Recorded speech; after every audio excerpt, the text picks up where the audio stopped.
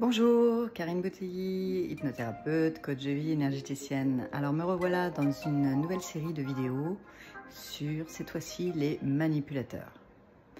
Alors saviez-vous que certaines relations peuvent vous laisser épuisé, confus, même si tout semble parfait à l'extérieur?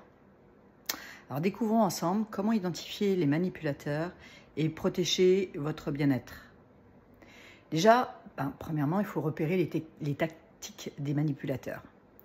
Les manipulateurs sont des individus qui utilisent des tactiques psychologiques pour influencer, contrôler ou exploiter les autres à leur avantage.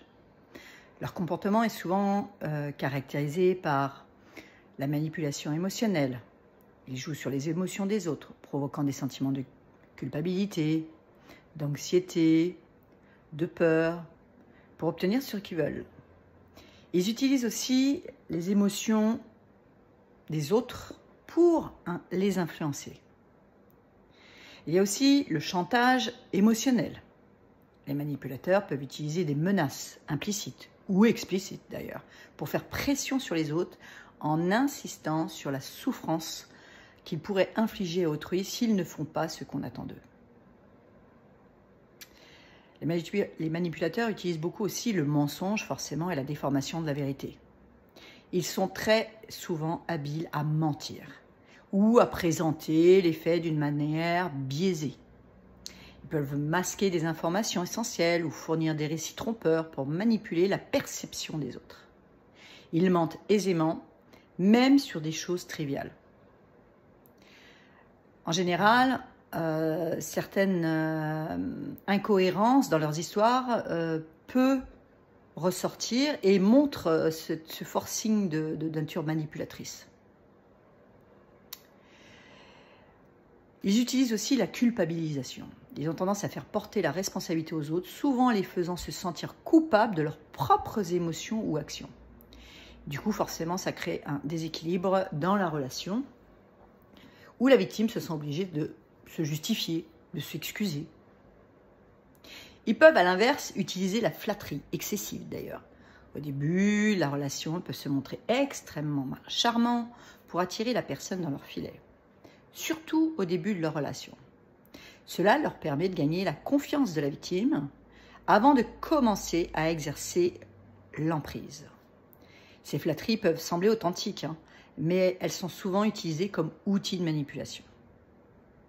Puis viennent au fur et à mesure les critiques déguisées. Peuvent diminuer l'estime de soi de leurs victimes, les rendant encore plus dépendants et plus faciles à contrôler. Alors, ces critiques déguisées peuvent se faire sous couvert de conseils ou de plaisanteries. Ça aussi, c'est une forme de manipulation. De toute manière, les critiques visent à diminuer l'estime de la personne, de la victime. Tout évidemment en se présentant comme bienveillante. C'est pour toi. Ouais. Ensuite, les manipulateurs utilisent beaucoup la généralisation excessive. Ils utilisent souvent des généralisations pour justifier leur comportement. Par exemple, tout le monde pense que tu es comme ça, ou personne ne me comprend. Pire encore, ils vont utiliser ou fabriquer un fait entendu et le retourner contre la victime. Tes enfants ont dit que tu étais fâché avec tout le monde. Il faudrait te poser la question de savoir qu'il y a un problème. Puis petit à petit, ça va être l'isolement. Ils tentent souvent d'éloigner les victimes de leurs amis, de leur famille pour mieux exercer leur contrôle. Ils peuvent essayer de vous éloigner de vos amis et de votre famille sous prétexte de vouloir passer plus de temps avec vous. Je ne te vois pas assez. Je ne te vois jamais suffisamment. Tu passes beaucoup de temps avec tes amis. Ça serait bien de se voir plus souvent. En insistant, évidemment.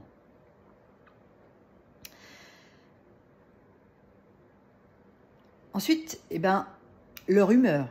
Leur humeur est assez lunatique. Leur humeur peut changer fréquemment, peut alterner ainsi entre les moments de chaleur, d'affection et d'indifférence, de colère, ce qui désoriente totalement la victime.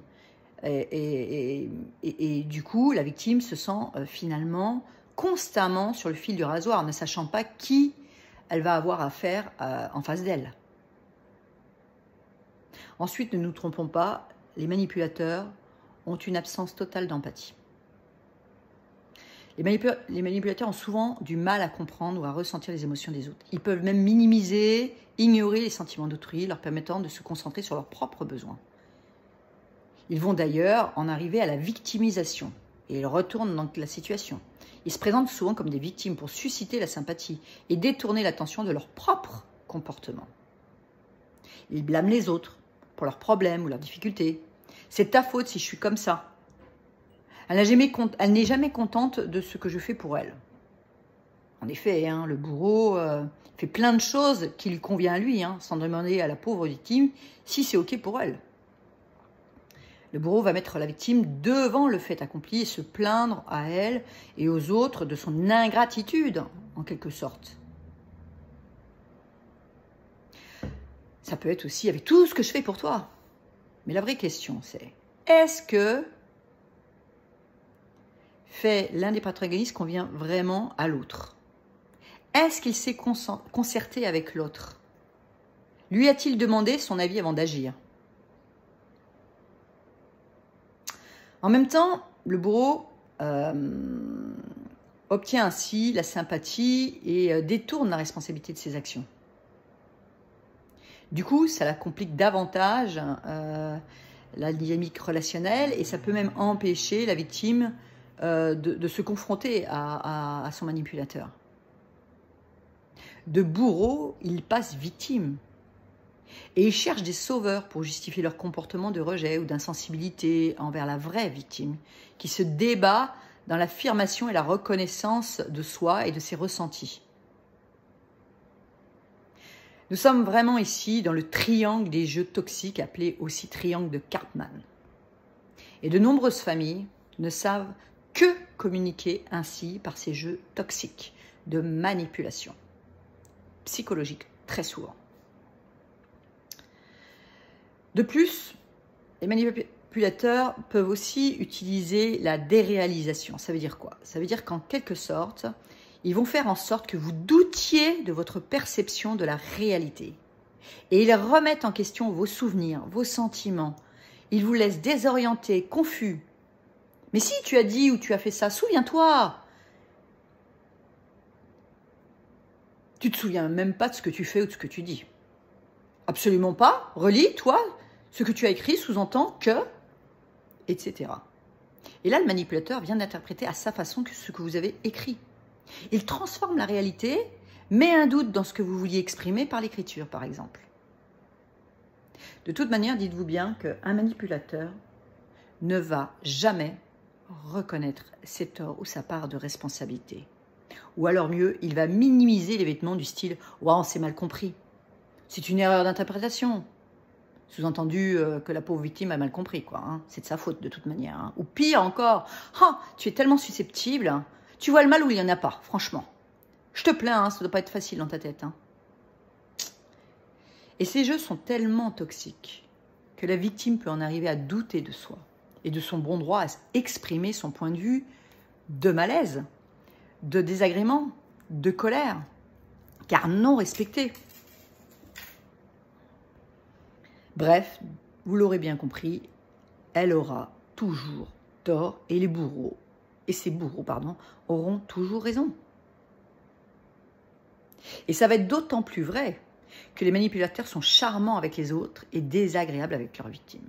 Ils peuvent avoir une attitude chaleureuse, amicale envers d'autres personnes, tout en étant contrôlants ou dévalorisants avec la victime. Et ce contraste peut être totalement déroutant. Comment s'expliquer à l'extérieur en tant que victime? Comment raconter ce que la victime vit quand le bourreau est extrêmement charmant à l'extérieur? Ils peuvent provoquer aussi même des disputes, des malentendus exprès entre vous et d'autres personnes pour maintenir un contrôle sur la situation et voir comment vous réagissez. Donc, j'espère que vous l'aurez compris. En conclusion, nous pouvons dire que ces traits rendent les manipulateurs extrêmement compliqués à identifier et à gérer, car ils manipulent non seulement les situations, mais également les perceptions des personnes avec lesquelles ils interagissent.